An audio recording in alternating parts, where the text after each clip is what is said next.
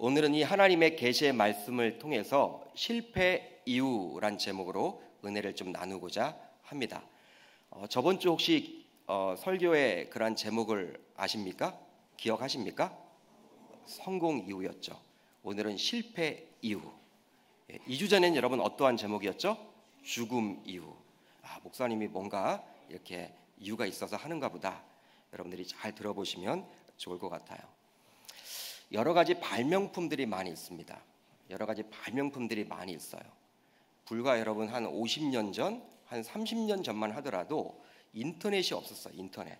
요즘에 인터넷이 있으니까 전 세계가 여러분들 그러한 하나의 그러한 공동체처럼 이렇게 통하는 것들이 많이 있죠. 선교사님들 이렇게 이야기를 들어보면요, 기도 제목들이 실시간으로 막 올라와요. 아르헨티나에 계시는 선교사님이 제게 카톡을 보내서 그냥 실시간으로 제가 받아볼 수가 있습니다. 여러분, IT라는 나라는요 정말 어려운 나라인데 그 나라에서도 인터넷을 통해서 저에게 메일을 보내오는 경우들도 있습니다. 여러 가지 발명품 가운데 무엇이 최고의 발명품일까? 여러 가지가 있겠지만 저는 전구의 발명품만큼 정말 획기적인 발명품이 없다라고 생각을 해봐요. 혹시 여러분들이 정전이 된 경험이 있으십니까? 우리나라들은 대부분 이 정전 경험이 없는데 선교지를 가게 되면요, 이 동남아나 이렇게 어렵게 사는 나라에 가서 선교를 하다 보면요, 꼭 저녁에 집회를 하다가 이렇게 전구가 나가요. 전기가 끊어집니다. 그러니까 전기 사정이 좋지 못하기 때문에 불이 나가는 것이죠. 그렇게 되면요, 이제 가지고 있는 여러분들 후레쉬를 켭니다. 그런데 후레쉬도 없다고 하면 이 촛불을 켤 텐데, 여러분 촛불을 켜면요 얼마나 불편하겠습니까? 근데 촛불 시대에서 이 전구가 만들어짐으로 인해서 이제 완전히 24시간 우리가 활용할 수 있는 시대에 우리는 살고 있지 않나 저는 생각을 해봐요. 그런데 그러한 전구를 누가 발명을 했느냐? 바로 에디슨이었습니다. 우리가 잘 알고 있죠. 그런데 이 에디슨이요 한두 번 이렇게 실험을 하다가 전구를 발명한 게 아니라, 제가 책을 보니까 무려 2000번의 실패를 통해서 전구가 완성되었다고 합니다. 전혀 놀라진 않으시네요. 20번도 아니고 200번도 아니고 몇 번? 2000번. 그는 언론 인터뷰에서 이런 이야기를 했어요. 전구를 이제 만들었잖아요. 많은 사람들이 이제 인터뷰를 합니다. 그때 그는 이런 이야기를 했어요. 나는 한 번도 실패한 적이 없다. 단지 2000번의 단계를 거쳐서 전구를 발명했을 뿐이다. 참, 성경에 나와 있지 않은 말임에도 불구하고 얼마나 멋진 말인지, 이런 말들은 여러분 우리가 적어야 될 것 같아요. 써먹어야 될 것 같아요. 그러니까 2000번 동안 실패를 했는데 자기는 그것을 실패로 여기지 않는다라는 거예요. 에디슨은 또 다음과 같은 위대한 말을 했어요. 사람들의 삶에서 대부분의 실패는 그들이 포기하는 순간에 그들이 얼마나 성공에 가까이 왔는지 모르기 때문이다. 참, 여러분 이것도 위대한 말이죠. 이런 명언에서 그 위대한 실패는 성공의 어머니다라는 말이 유리하게 되었다고 합니다. 즉, 성공하는 그 이면에는요 무엇이 있다라는 거예요? 실패가 있다라는 거예요. 실패. 그렇기 때문에 그 실패가 닥쳤을 때 포기해서는 안 된다라는 것입니다. 실패를 발판 삼아서 성공을 이루라는 의미를 담고 있는 것이죠. 그럼에도 불구하고 이 세상에 존재하는 모든 사람들, 또 신자인 저와 여러분들을 포함하여 모든 사람들은 되도록이면 실패를 피하고 싶어합니다. 여러분, 실패 좋아하는 사람이 어디 있겠어요? 목사님 저는 실패를 좋아합니다. 손을 들지 마세요. 손 들시면 빨리 병원에 가보셔야 돼요. 여러분, 실패를 좋아하는 사람이 없어요. 누가 여러분들 실패를 좋아하겠습니까? 되도록이면 실패를 피할 수 있으면 피하고 싶어 하죠. 신자이기에 실패가 없다면 얼마나 행복하고 좋겠습니까? 그러나 현실은 달라요. 실패가 분명히 찾아옵니다. 그러기에 실패 그 자체보다도 더 중요한 것은 실패 이후 우리가 그 실패를 어떻게 극복하느냐, 그것이 더 중요한 거예요. 하나님을 모르는 세상 사람들은요 실패 이후 그 실패에서 헤어나오지 못하고 좌절감에 빠지는 경우들이 종종 많이 있죠. 그 좌절감이 너무나 심하다 보면요 극단적인 선택을 하는 경우들도 우리는 심심치 않게 보게 됩니다. 그러나 신자들인 저와 여러분들은 세상 사람들과는 분명히 달라야 하는 것입니다. 할렐루야. 달라야 하죠, 여러분. 그러니까 세상 사람들은 그 실패에서 헤어나오질 못해요. 헤어나오질 못합니다. 여러분, 생을 끊는 경우들도 있어요. 여러분, 얼마나 힘들면 그럴까 생각을 해보지만 우리 신자들은 좀 달라야 함을 여러분 믿으시길 바라요. 오늘은 이스라엘 백성들이 겪었던 한 사건을 통해서 우리가 과연 어떻게 실패를 극복하면 좋을지 한번 살펴보았으면 좋겠습니다. 대대로 이스라엘 백성들을 괴롭혀왔던 3대 대적이 있다고 합니다. 여러분, 세계 민족이 그렇게 이스라엘 백성들을 괴롭혔어요. 이 민족은요, 과연 누구였냐면 애굽 민족과 아말렉 민족과 블레셋 민족이었습니다. 이들은 끊임없이 기회를 봐 이스라엘 백성들을 괴롭혔어요. 여러분, 어떤 것과 같냐면요, 이 우는 사자가 먹잇감을 노리려고 슬금슬금 다가가는 것처럼 이제 이들 민족은요, 이스라엘 백성들이 깨어있지 못하고 또 그냥 평안한 상태에서 안주하게 되면요, 그때 공격을 해나갑니다. 그렇기 때문에 이스라엘 백성들은 한장 긴장하며 살아야 했죠. 평안함에 안주되어 살다 보면 어느 순간 그 틈을 노리고 달려들기 때문에 항상 이스라엘 백성들은 긴장하며 살아야 했습니다. 그런데 여러분, 오늘 본문 1절 하반절을 보면요, 이렇게 시작을 해요. 이스라엘은 나가서 블레셋 사람들과 싸우려고 에베넷을 곁에 진을 치고 블레셋 사람들은 아벡에 진쳤더니, 이렇게 나와 있습니다. 여러분, 한마디로 무엇입니까? 누가 쳐들어왔다라는 거예요? 블레셋 백성들이, 블레셋 민족들이 쳐들어왔다라는 것을 의미하는 것이죠. 역사적으로 보아서 이스라엘 백성들이 이방인을 선제 공격하는 경우는 거의 찾아볼 수가 없습니다. 그렇기 때문에 1절 하반절을 통해서 우리는 무엇을 알 수가 있냐면, 누가 쳐들어왔다? 지금 블레셋 백성들이, 민족이 쳐들어왔음을 알 수가 있는 거예요. 쳐들어왔기 때문에 이제 이스라엘 백성들을 대항하고자 이제 전쟁을 하려고 나아가서 진을 칩니다. 여러분, 고대 전쟁은요, 지금의 전쟁과는 달라요. 이렇게 양옆에 진을 칩니다. 마주보고 진을 쳐서 이제 육박전을 하는 거예요. 달려가 서로 싸우는 거예요. 지금 우리의 관점으로 보게 되면요, 대단히 여러분 무식한 전쟁이죠. 여러분, 피를 많이 흘리게 돼 있어요. 끔찍하죠. 한쪽에서 포기하지 않으면요, 항복하지 않으면 끝까지 가는 거예요. 끝까지 가는 거예요. 처절한 여러분 싸움입니다. 지금처럼 여러분 좋은 무기가 어디 있겠습니까? 획기적인 무기가 없기 때문에 무작정 달려들어서 죽기 살기로 싸우는 것이 바로 그 당시 싸움이었던 거예요. 이제 전쟁을 합니다. 그런데 그 결과가 2절 하반절을 보면 나오는데요, 이렇게 나와 있어요. 이스라엘이 블레셋 사람들 앞에서 패하여 그들에게 전쟁에서 죽임을 당한 군사가 몇 명 가량이었다?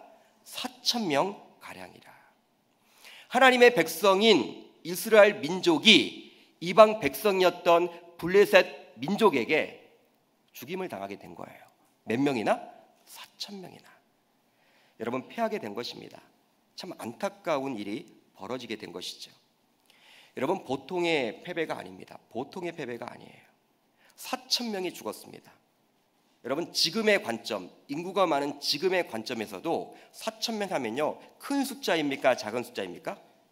큰 숫자죠. 큰 숫자예요. 여러분, 한 사건을 통해서 4,000명 가량이 그냥 득사를 했다 그러면요, 아마 정권이 위태할 거예요. 정권이 여러분 흔들릴 정도로 큰 사회적인 이슈일 겁니다. 여러분, 삼풍백화점이 무너졌을 때 한 500에서 600명 가량이 이렇게 사망을 했습니다. 세월호 사건이 한 300명 정도였죠. 4,000명 정도가 한 사건을 통해서 이렇게 죽게 된다 하면요, 이건 보통의 문제가 아니죠. 사회적인 큰 이슈가 될 거예요. 그런데 당시에는 지금보다 인구가 훨씬 적었어요. 지금도 그리할진데 당시에는 인구가 훨씬 적었습니다. 그런데 4,000명이 한 번의 전투에서 죽게 되었으니 이스라엘 백성들의 관점에서는 정말 감당하기 힘든 충격 그 자체였을 거예요. 이스라엘 백성들은 실패를 경험하게 된 것이죠.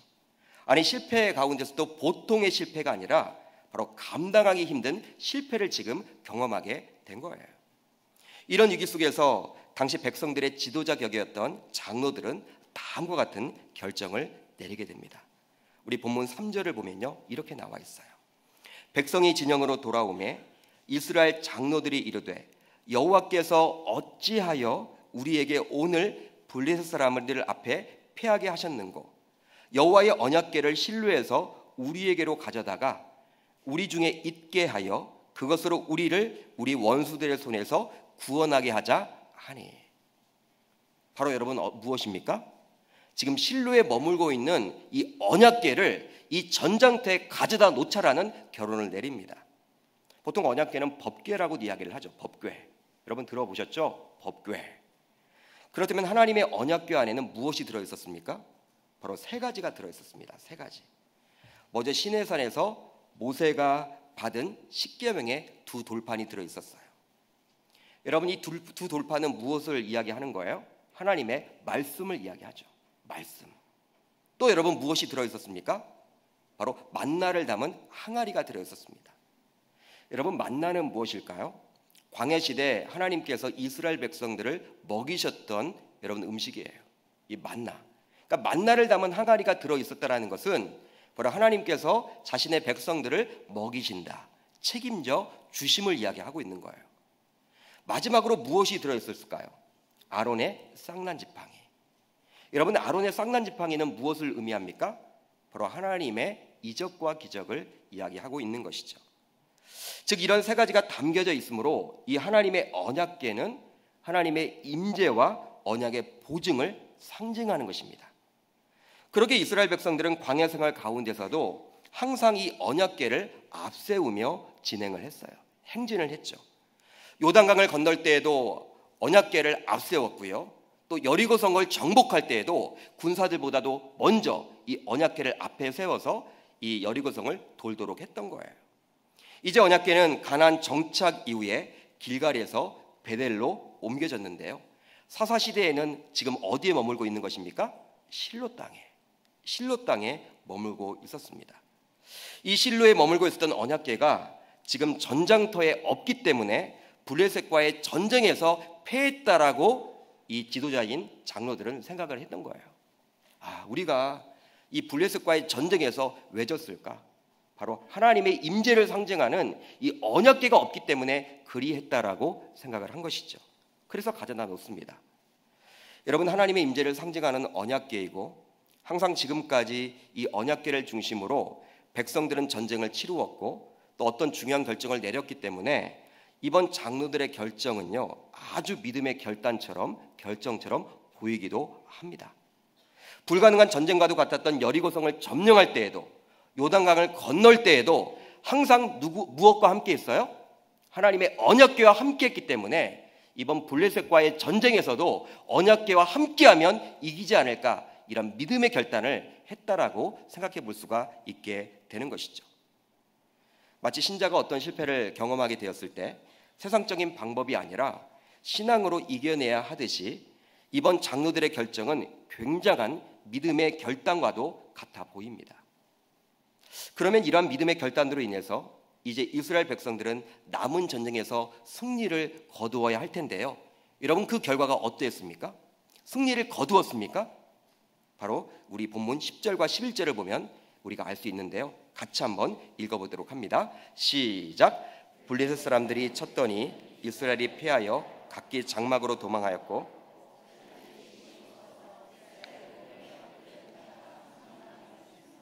하나님의 궤는 빼앗겼고 엘리의 두 아들 홈니와 비느하스는 죽임을 당하였더라. 할렐루야. 여러분 10절과 11절의 분위기를 보면 어떻습니까? 어때요 여러분? 이스라엘 백성들이 받을 충격이 여러분 좀 느껴지긴 하십니까?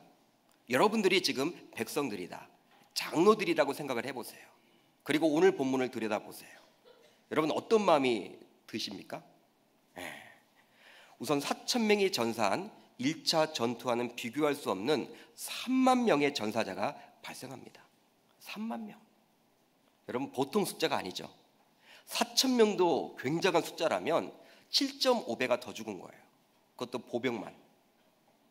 3만 명이면요 지금도 여러분 큰 숫자잖아요. 당시에는 여러분 얼마나 큰 숫자냐면 12지파 가운데 한 지파가 거의 사라진 거예요.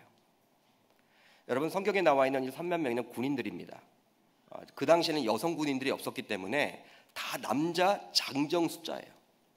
남자 장정이 3만 명이 죽었다라고 하는 것은요, 12지파 가운데 이 한 지파가 거의 사라지는 그러한 여러분 상황이에요. 지금도 여러분 큰 숫자 아닙니까? 시, 도, 군 가운데 군 정도 되는 숫자가 여러분 사라지게 된 거예요. 여러분 재앙이죠, 재앙. 여러분 재앙입니다. 큰 대패입니다. 보통의 실패가 아니죠. 10절에 있는 각기 장막으로 도망하였고, 이런 구절이 있는데 이 구절을 통해서 당시 이스라엘 백성들이 얼마나 당황했는지를 우리가 느낄 수 있겠죠. 전투를 하다가 도망가기 바빴음을 알 수 있는 것입니다. 여러분 도망가기 바쁜 거예요. 도망가기. 그러니까 싸우지도 못하고 제대로 여러분 몰살당함을 우리가 통해서 알 수 있는 것이죠. 그뿐만이 아니에요.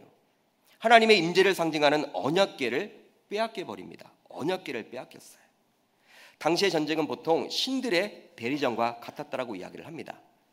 여러분 언약궤를 이렇게 모시고 오니까 여러분 누가 깜짝 놀라요? 이스라엘 백성들이 놀란 것이 아니라 블레셋 사람들이 여러분 깜짝 놀라요. 야, 우리가 이제 전쟁에서 졌나 보다. 여러분 낙담을 해요.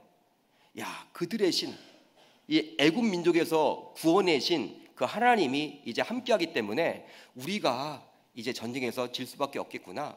여러분 성경을 쭉 읽어보시면요, 지금 블레셋 민족이 그 백성들이 깜짝 놀래요. 그들이 오히려 여러분 당황스러워합니다. 여러분 그게 바로 하나님의 임재를 상징하는 언약궤예요. 근데 그 언약궤를 빼앗겼다라는 것은 뭐예요? 바로 블레셋 민족이 믿는 신들에게 여호와 하나님이 패한 것과도 같아 보이는 거예요. 한마디로 여러분 하나님의 영광이 가리워지게 되는 것이죠. 여러분 이렇게 3만 명 정도 죽은 것과는 또 비교할 수 없는 거예요. 당시는 이 종교 공동체였기 때문에, 신앙 공동체였기 때문에 이 대대로 이어져 왔던 그 하나님의 언약궤, 그 언약궤에는 시내산에서 여러분 받았던 그 두 돌판이 있습니다. 즉 하나님의 말씀이 있는 것입니다. 또 만나를 담은 항아리가 있어요. 하나님이 우리와 함께한다라는 징표예요. 그리고 하나님의 이적을 상징하는 아론의 쌍난 지팡이가 그 안에 있었는데 그것을 빼앗겨 버린 거예요. 여러분 이 이스라엘 땅이 아니라 어디에 가 있는 거예요?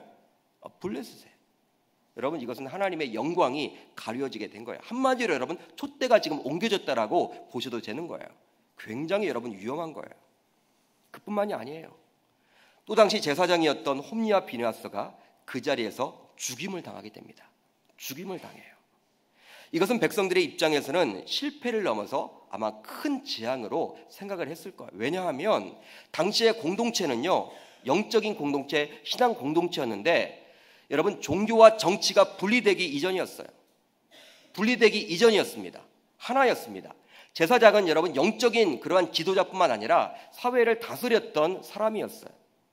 여러분 그런 그가 이제 죽임을 당했으니 이제는 영적인 분위기로나 여러분 이렇게 육적인 분위기로나 사회적인 분위기로나 이제 이스라엘은 완전히 침체를 지금 경험하게 된 것이죠. 물론 홈리와 비느하스가 죽게 된 것은요, 사무엘상 2장을 보게 되면 하나님이 예언해 놓으셨습니다. 어떻게 예언을 합니까? 이 엘리의 두 아들이었던 홈리와 비느하스는요, 악한 자였어요. 악행을 저질렀습니다. 그러니까 제사장이었음에도 불구하고 하나님의 제사를 멸시했기 때문에 하나님이 한날 한때 죽인다라고 이야기를 했어요. 물론 그러한 저주를 받아서 죽게 되었지만, 심판이었지만 그럼에도 불구하고 이 백성들이 느끼는 충격은요, 보통의 충격이 아니었음을 알 수가 있는 것이죠. 사랑하는 성도 여러분, 그렇다면 우리는 오늘 본문을 바라보면서 무엇을 느끼게 되는 것입니까? 무엇을 느끼게 여러분 되는 거예요? 어떻게 믿음의 결단과도 같았던 장로들의 그러한 결정이 더 큰 재앙을 불러일으키게 되었던 것입니까? 무엇이 잘못된 것일까요? 여러분 무엇이 잘못되었습니까? 그렇다면 처음 4,000명을 죽은 실패를 경험한 이후에 장로들은 어떠한 결정을 내렸어야 하는 것입니까? 여러분 무엇이 지금 잘못됐어요? 바로 장로들이 놓쳤던 것이 있었어요. 놓쳤던 것이 있었습니다. 바로 무엇을 놓쳤느냐? 바로 언약궤에 대한 생각이었습니다. 여러분 언약궤는요, 하나님의 임재를 상징하는 것뿐이지 하나님 그 자체는 아닙니다. 하나님은 아니에요. 하나님의 임재하심을 상징하는 것뿐이지 하나님은 아닌 거예요. 하나님 그 자체가 아닌 것이죠. 그런데 백성들의 지도자였던 장로들은 처음 전투에서 패해서 4,000명이 죽게 되자 이전 조상들의 경험을 떠올립니다. 아, 그랬다. 여리고성을 돌 때도 무엇이 있었다? 이 언약궤가 있었다. 요단강을 건널 때도 무엇이 있었다? 언약궤가 있었다.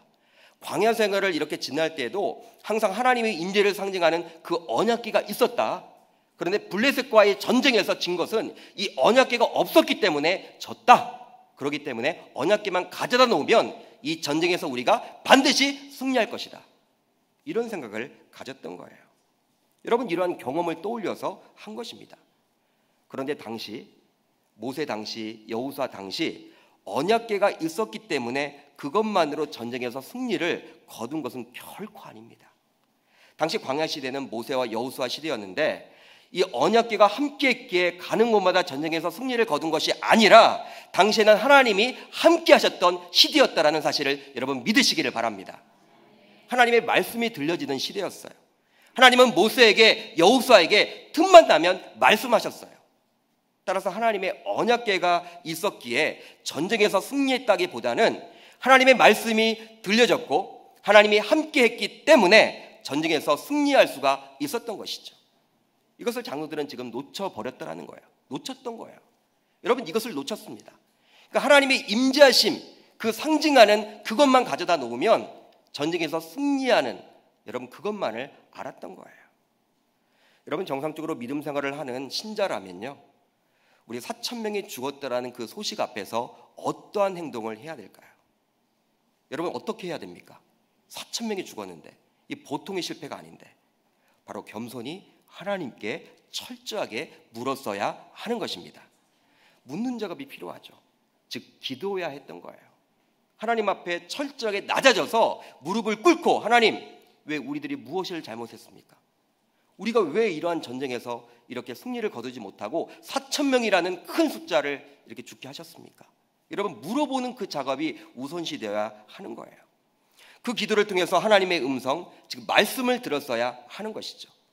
그런데 오늘 본문을 보게 되면 장로들과 백성들은요, 하나님께 엎드려 기도했다는 내용이 나올까요? 나오지 않을까요? 여러분, 오늘 본문 4장 1절부터 11절을 쭉 읽어보시면요, 기도했다는 내용이 나와 있지 않아요. 4,000명이 죽었음에도 불구하고 여러분 회의만 하고 있어요. 장로들이 지금 회의만 해서 결론을 내린 것이, 야, 우리가 하나님의 임재를 상징하는 그 언약궤를 가져다 놓지 못했다. 그러니까 과거의 경험을 떠올린 거예요. 전통을 떠올린 거예요. 여러분, 하나님이 함께 해야지만 승리를 하는 것인데, 여러분, 그 상징뿐인 그것만 가져다 놓으면 승리를 거둔다라고 생각했다라는 거예요. 분명히 장로들은 이렇게 고백을 했습니다. 3절을 보면 이런 내용이 나와 있죠. 여호와께서 어찌하여 우리에게 오늘 블레셋 사람들 앞에서 패하게 하셨는고. 여러분, 이 3절의 고백을 보게 되면요, 어떤 느낌을 받으세요? 여러분, 어떤 내용입니까? 어찌 보면 이 전쟁에서 패하게 된 것이 우연이 아님을 고백하고 있는 내용이에요. 어찌 보면 믿음의 고백처럼 느껴집니다. 하나님께서 개입하셔서 전쟁에서 지도록 했다라고 언급하고 있기 때문에 아주 믿음의 고백처럼 느껴져요. 이 3절만을 보게 되면. 그렇지만 이 고백만 있지 장로들은요, 기도하지 않아요. 하나님께 묻는 작업을 하지 않습니다. 하나님께 매달리지 않습니다. 자신들의 경험에 의존해버리고 또 조상들의 경험에 의존해버리고 전통을 중요시 여겼다라는 거예요. 즉 철저한 신앙인처럼, 철저한 신앙인 것처럼 생각이 되어지지만 오늘 본문에 나오는 백성들의 지도자 격인 장로들은요, 지금까지 해왔던 방식, 즉 경험에 의존하고 있는 거예요. 한마디로 믿음 행동이 아니라 이 종교 행위와 같죠. 겉으로 보여지는 신앙은 아주 좋은 것처럼 보여지지만 그들은 실패 이후에 하나님께 매달리지 않습니다. 하나님께 묻질 않아요. 하나님께 기도하지 않습니다. 여러분, 그렇다면 혹시 우리들도 그리 살고 있지는 않으십니까? 여러분, 그리 살고 있지는 않나요? 하나님 그 자체가 아닌 하나님의 임재를 상징할 뿐인 언약궤만을 가져다 놓고 안심하고 있지는 않으십니까? 뭐 이 정도 내가 신앙생활 하면 됐지. 여러분, 주일 성수를 우리가 하잖아요. 또 교회 봉사도 합니다. 헌금도 합니다. 그러게 시간이 지나면 교회에서 직분도 받아요. 그러나 그것으로 신앙생활을 잘한다라고 자부하고 있지는 않습니까? 여러분, 우리가 이 신앙생활은 누구를 여러분 믿는 여러분 신앙생활입니까? 창조주 여호와 하나님, 예수 그리스도. 여러분, 그분을 믿는 거예요. 근데 그분을 놓치고 있지는 않느냐는 거예요. 하도 살기 바쁘다 보니까, 하도 여러분 예배를 드리다 보니까. 여러분 예비하는 자를 찾으신다고 했는데 그 예비하는 자는 바로 하나님께 집중하는 자임을 믿으시길 바라요. 여러분 예배를 우리가 이렇게 형식적으로 드리는 게 아니라, 우리는 여러분 그렇게 드리진 않지만, 여러분 예배하는 자를 찾는다는 것은 하나님께 집중하는 자만을 찾는다는 거예요. 많은 사람이 예배를 드리잖아요. 여러분 예배 안 드리는 사람이 어디 있겠습니까? 다 예배를 드리지만 우리 가운데 예배하는 형식만 있지 진정한 예배자는 적기 때문에 우리 주님이 예배하는 자를 찾는다라고 이야기를 해주고 있는 거예요. 여러분 예수 그리스도가 중요한데도 우리 신앙생활에서 여러분 이렇게 삶을 오래 살고 또 신앙생활을 오래 해오다 보면요, 예수 그리스도를 놓치고 신앙생활을 할 때가 얼마나 많은지 모릅니다. 겉으로 보이는 것을 반복해서 그 실패를 이겨내려고 실패가 왔을 때 그렇게 하고 있지는 않은지 우리가 한번 생각해 보게 되는 거예요. 하나님께 철저하게 매달리지 못하고 말이죠. 마치 오늘 본문에 나오는 장로들처럼 말입니다. 그러니까 여러분들 오늘 우리가 본문을 통해서 무엇을 알 수가 있냐면, 여러분 실패는 여러분 우리가 경험해요. 그렇지만 분명한 것은 그 실패 이후에 우리가 신앙생활을 한다라는 그것에 만족해하고 그것으로 끝나는 것이 아니라 진정으로 그 예수님을 만나고 그 하나님의 음성을 들어서 그 문제를 해결하지 못하고 예배하는 형식, 기도하는 틀, 그런 것에 맞추어서 우리가 그 문제를 해결하려고 하지 않은지를 우리가 반성해 보게 되는 것이죠. 그렇다면 당시 장로들은 왜 그리 행동을 했을까요? 왜 그리 행동을 했을까요? 바로 당시 영적인 분위기가 그리했기 때문입니다. 하나님이 백성들과 함께하지 않은 암울한 시대였기 때문에 장로들이 그렇게 할 수밖에 없었던 거예요. 사무엘상 3장 1절을 보게 되면요, 아이 사무엘이 엘리 앞에서 여호와를 섬길 때에는 여호와의 말씀이 희귀하여 이상이 흔히 보이지 않았더라. 여러분 어떠한 내용입니까? 엘리 제사장 시대에는요, 하나님 말씀이 희귀해서 이 하나님의 이상이 흔히 보이지 않았던 시대임을 알 수가 있습니다. 곧 무엇입니까? 하나님의 말씀이 없었다라는 거예요. 말씀의 부재입니다. 여러분 물론 이 제사장이 있었기 때문에 예배는 드렸죠, 하나님 앞에. 여러분 형식은 다 갖췄죠. 예배하는 여러분 모든 것들은 다 동일합니다. 그렇지만 하나님은 지금 어떻게 이야기를 하고 있어요? 말씀의 부재함을 이야기해주고 있는 거예요. 우리는 개인적으로 하나님 앞에 여러분 민감하게 영적으로 반응을 해야 합니다. 여러분 동의하시죠? 그러나 그것만큼 중요한 것은 바로 우리 계명 공동체가 영적인 공동체가 되어서 하나님의 말씀이 끊어져서는 안 됨을 오늘 본문을 통해서 알 수 있는 거예요. 어떤 신자들은요, 하나님과 1:1 관계가 중요하다, 그것만을 강조하는 분들이 있는데, 그래서 교회 생활은 뭐 교회 나가면 내가 보기 싫은 사람도 있고 괜히 거기에 어울리다 보면 그게 싫어, 하나님과의 1:1 관계만 좋아. 여러분 교회 중심으로 살지 못하는 신앙인들이 은근히 얼마나 많은지 몰라요. 우리 교회는 없지만 타 교회에 있더라고요. 얼마나 많은지 몰라요.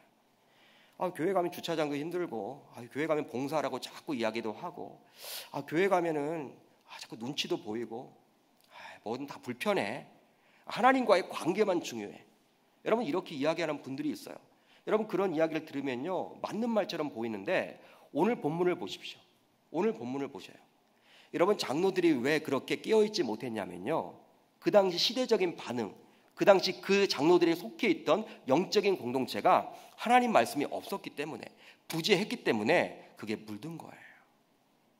여러분 그렇기 때문에 우리가 몸담고 있는 신앙생활을 하는 이 계명교회에서 하나님의 말씀이 끊어지지 않도록 우리는 기도하고 깨어 있어서 우리가 하나님 간구해야 될 줄 믿으시길 바랍니다.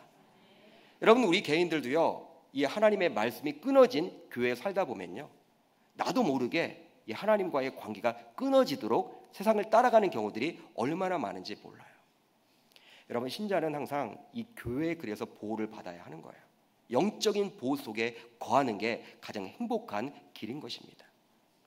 저는 여러분 어려운 교회에서 있어 봤습니다. 여러분 예배가 잘 안 되는, 예배를 드려줄 수 없는, 제대로 하나님 앞에 온전히 드릴 수 없는 그러한 상황에 놓여 있자 성도들이 다 불행하게 돼요. 정말 힘들어져요. 아프기도 하고요. 성도들이 직장에서 여러분들 갑자기 나오게 되고요. 자녀들이 문제가 잘 풀리지도 않게 되고, 예배가 사라지니까, 말씀이 여러분들 사라져 버리니까 그 개인 공동체들, 분명히 그분들도 집사, 권사들이었는데도 불구하고 평소에 하나님과의 깊은 교제 속에 있었지만 어느 순간 그런 것들을 다 놓치는 것들을 저는 경험해 봤습니다. 우리 사랑하는 계명 공동체는 영적인 공동체가 되어야 될 줄 믿으시길 바랍니다. 단순히 어떠한 프로그램 그리고 사람들을 많이 끌고자 인위적으로 노력하기보다는 영적으로 흐르도록, 모든 것들이 영적으로 흐르도록 우리가 깨어서 있어야 할 줄 믿으시길 바라요.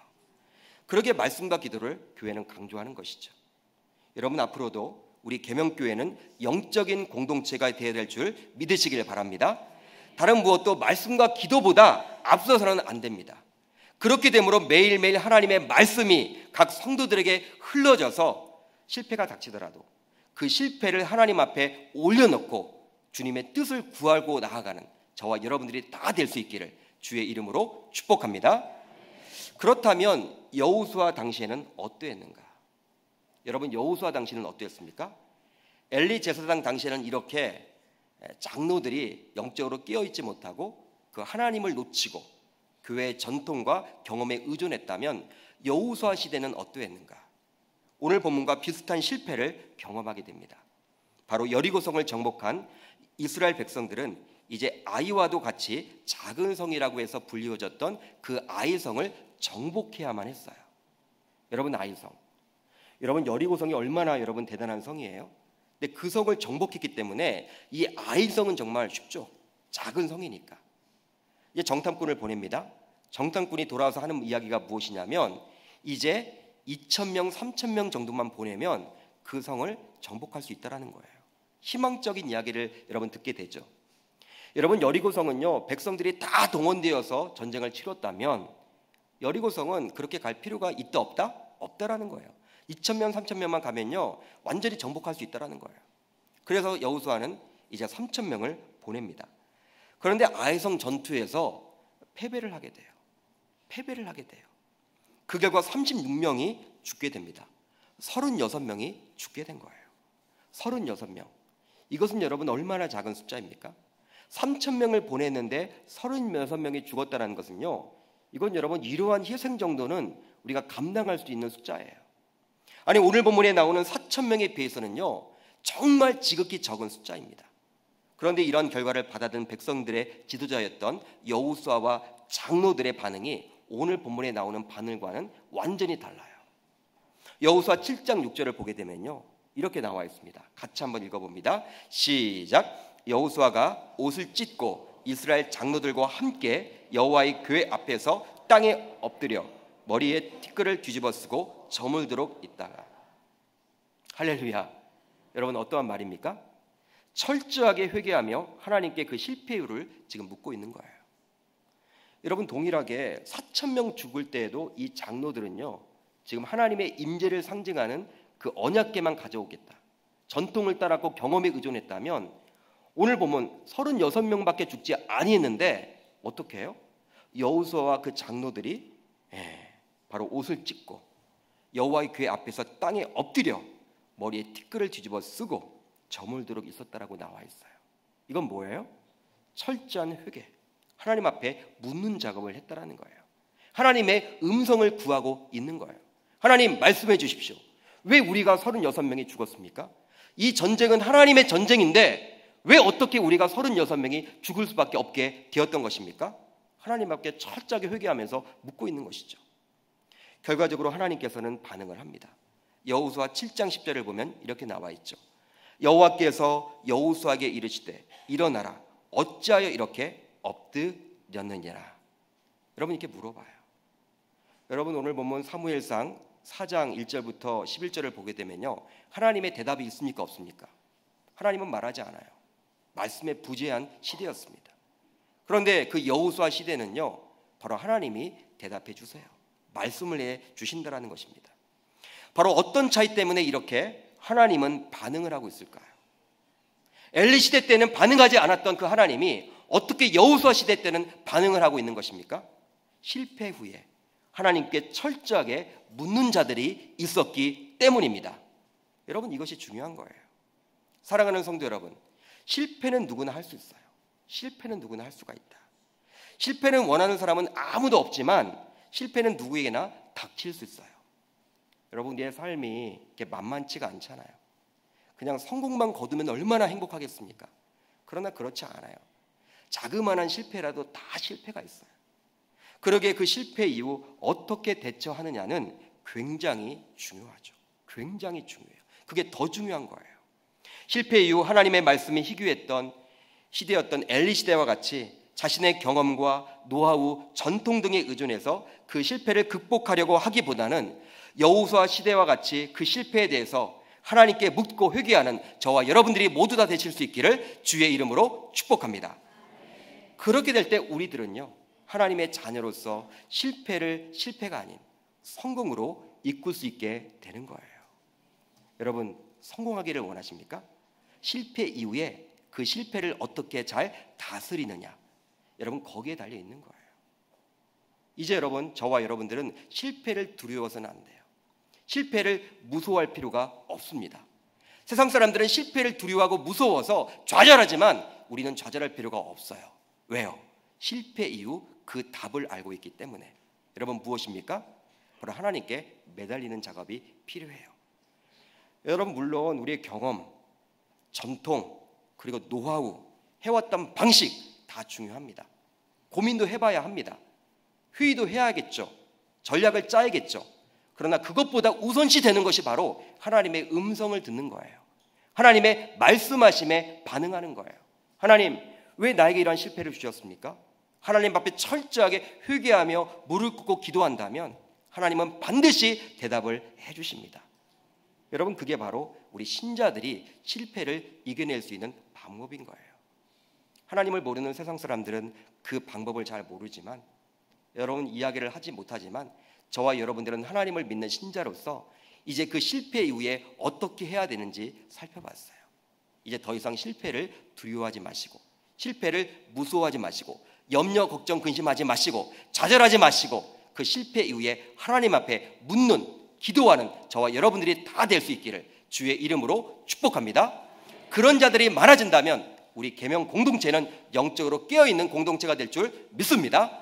그런 은혜가 넘쳐나는 귀한 믿음의 시간들이 다 될 줄 주의 이름으로 축복합니다.